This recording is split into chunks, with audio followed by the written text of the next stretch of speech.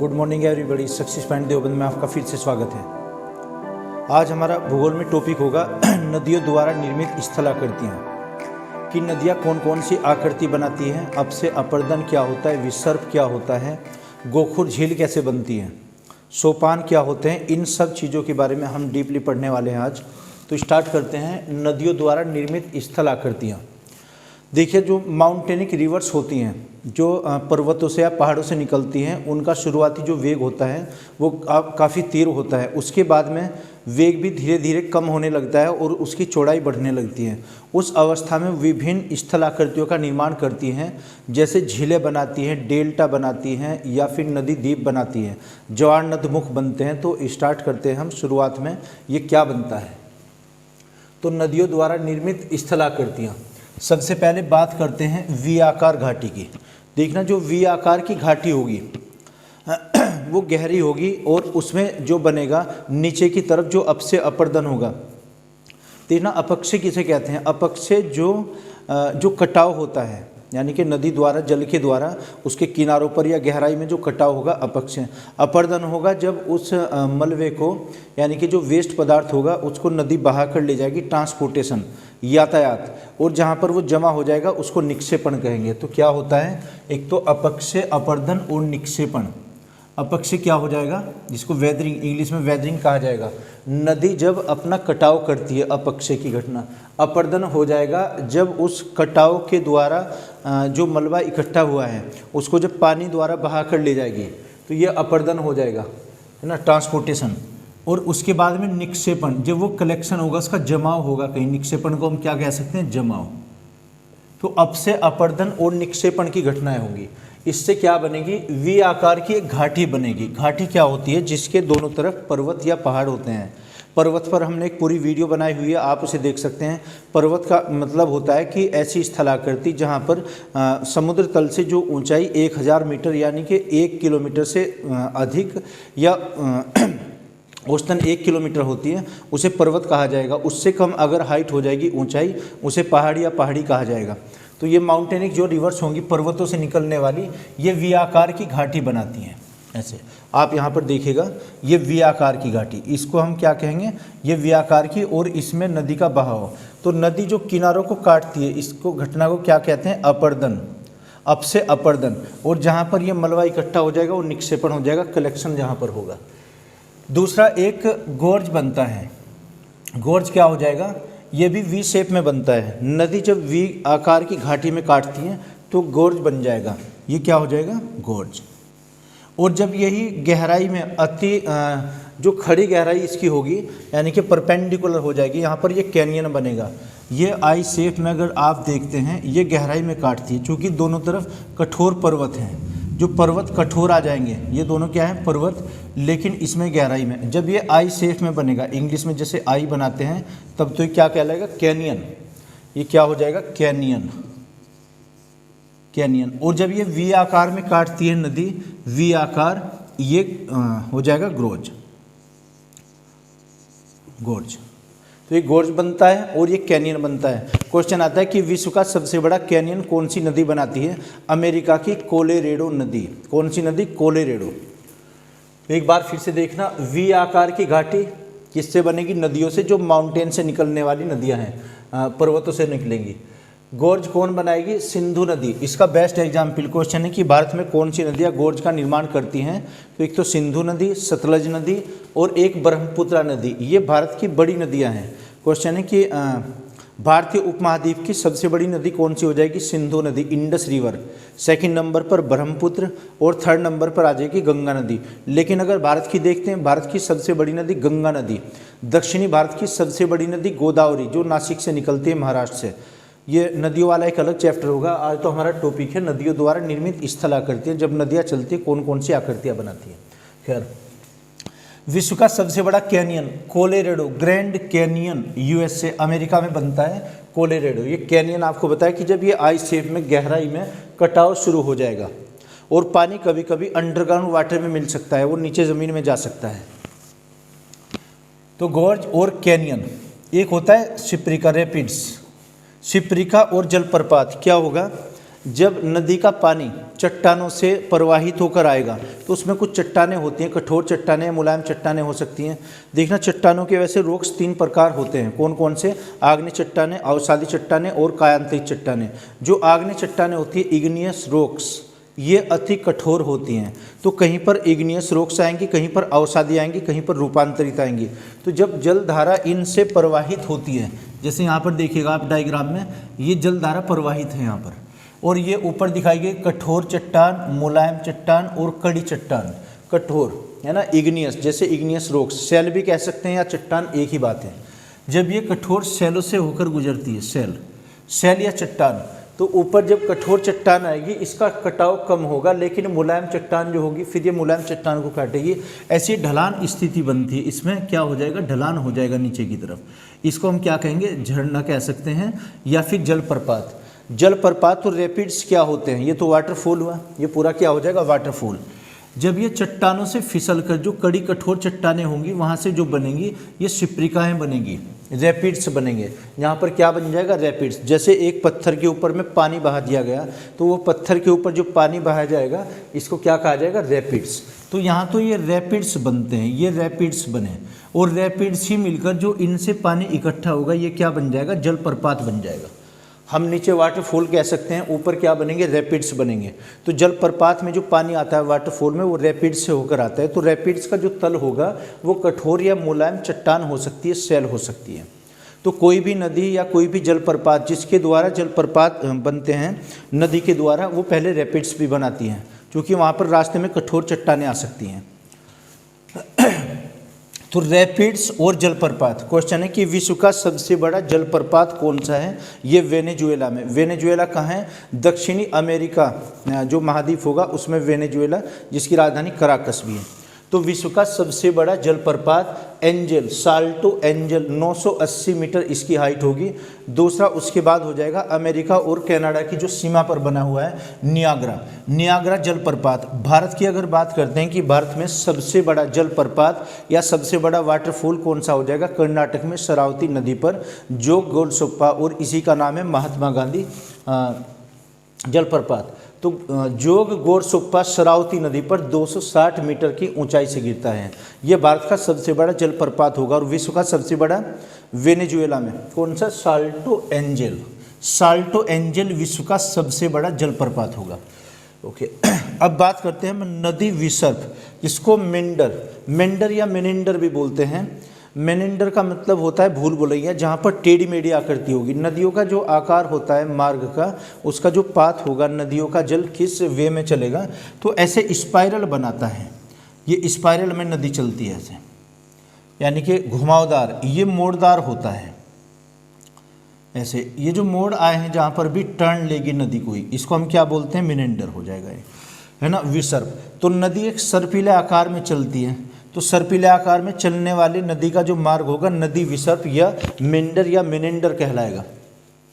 और इसमें जब ये घुमाव होगा, इसमें जो मोड़ होंगे, मोड़ को हम गोखुर भी बोलते हैं, जिससे एक गोखुर नदी या फिर झाड़न झील भी बनती है या गोखुर झील बनती है। तो क्वेश्चन यह हुआ है कि गोखुर झील कहाँ पर पाई जाती हैं? भारत में अगर देखते हैं तो गुजरात में अत्यधिक गोखुर झील बनी हुई है।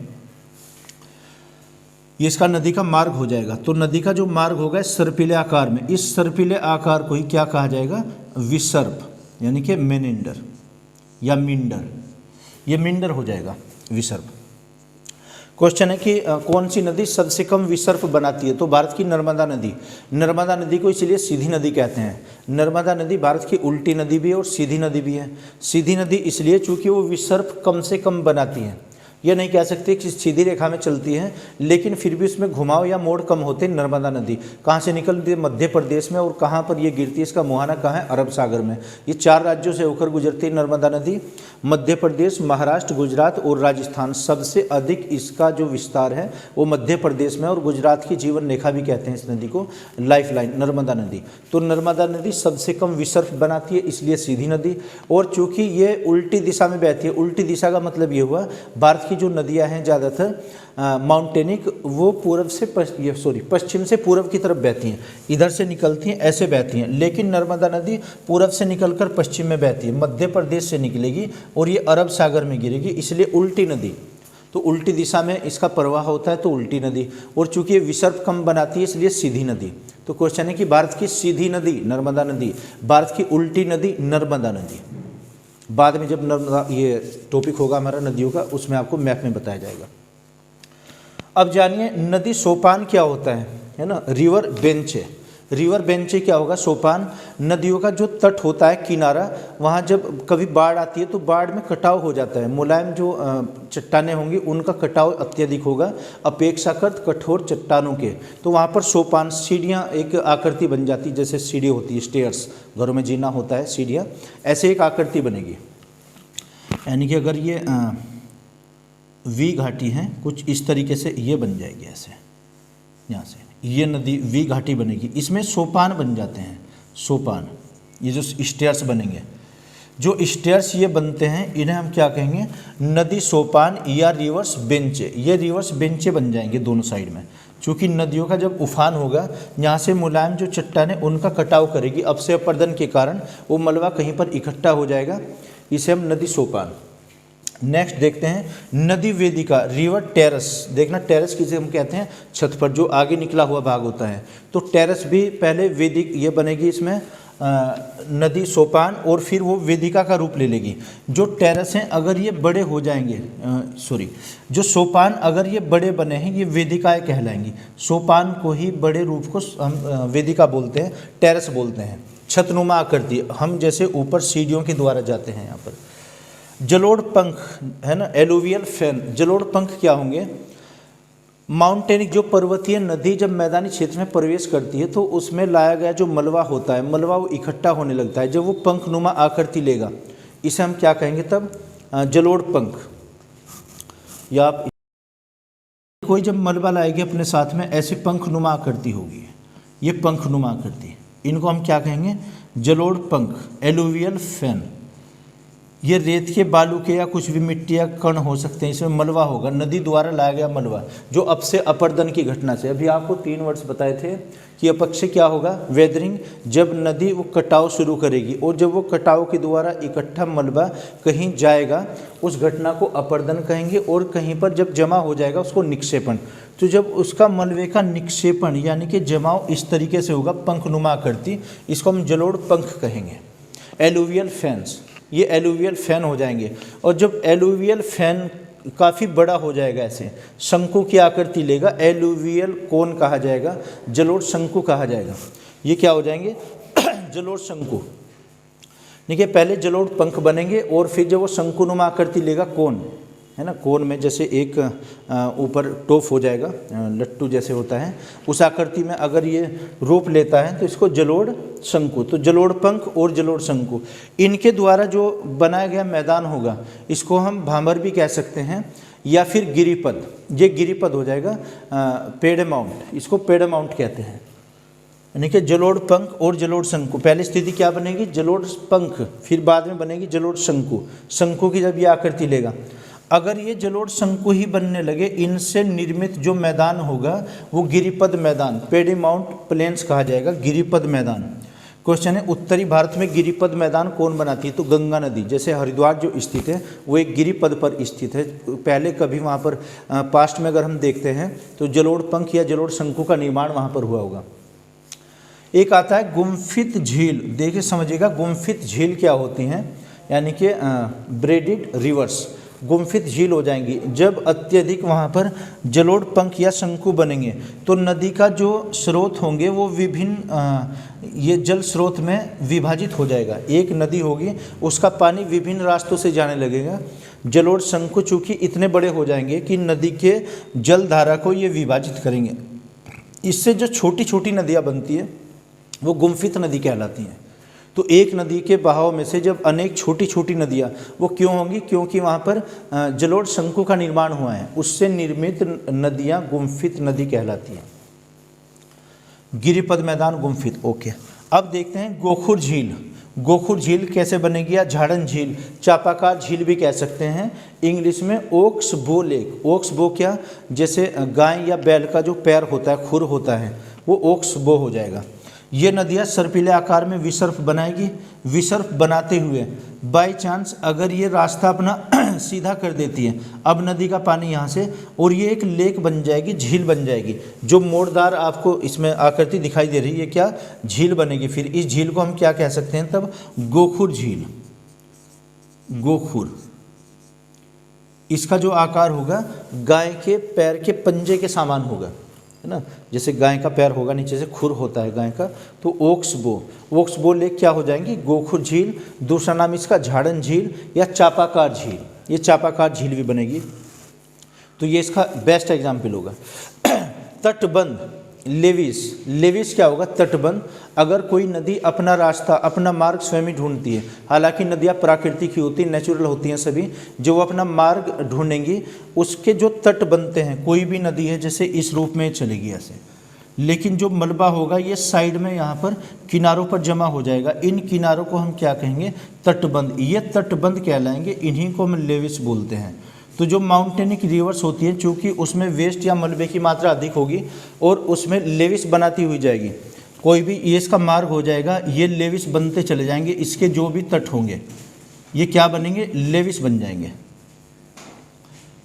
ये तटबंध किसी भी नदी के द्वारा जो माउंटेनिक रिवर्स होंगी, जिनका बहाव या ढलान तीर होगा।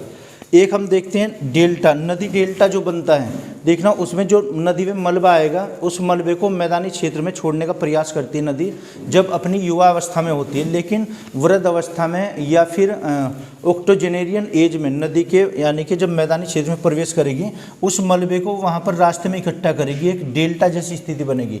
डेल्टा जैसे मैथ में पढ़ते हैं कि डेल्टा, तो क्वेश्चन ये आया हुआ है कि डेल्टा का जो वर्टिक्स होगा वो किस दिशा में होगा, वो नदी के बहाव की उल्टी दिशा में, ये इसका वर्टिक्स होगा, शीर्ष।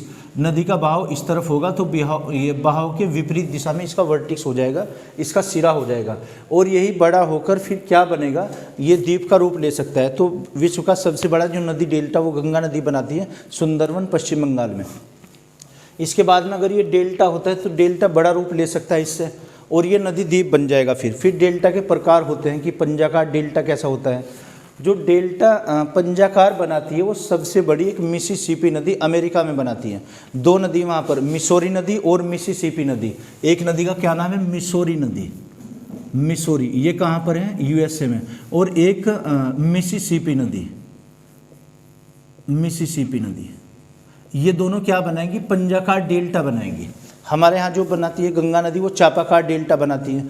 और भी है, फिर जवारनाथ मुख बनते हैं, और एक परितक बनता है, जिसको हम ये कहेंगे कि कोई भी नदी एक डेल्टा बनाकर जब दोबारा दूसरा डेल्टा बनाएगी, और वो डेल्टा बनाती चली जाएगी, एक डेल्टा को छोड़कर उसका जमाव दूसरे डेल्टा पर होने लगेगा, फिर तीसरे डेल्टा पर, ऐसे डेल्टा बनते चले जाएंगे। अब इसमें एक नदी है चाइना की, हवांग हो नदी, जिसको पीली नदी भी कहते हैं, येलो रिवर। हवांग हो नदी विश्व का सबसे अधिक त्याग डेल्टा बनाती है, वो एक को छोड़कर दूसरा डेल्टा बनाने लगेगी।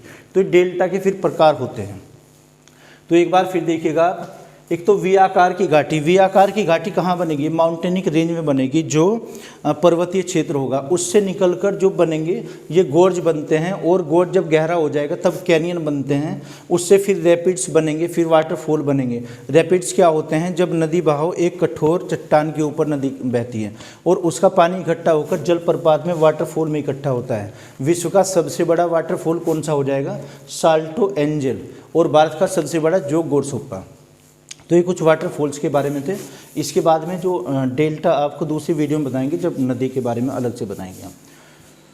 तो नदी के द्वारा जो आकृति निर्मित है उससे संबंधित ये काफ़ी क्वेश्चन है। तो मैं आशा करता हूँ आपकी समझ आया होगा, अगर नहीं तो कमेंट बॉक्स में आप लिख कर बताइएगा। Okay, thank you.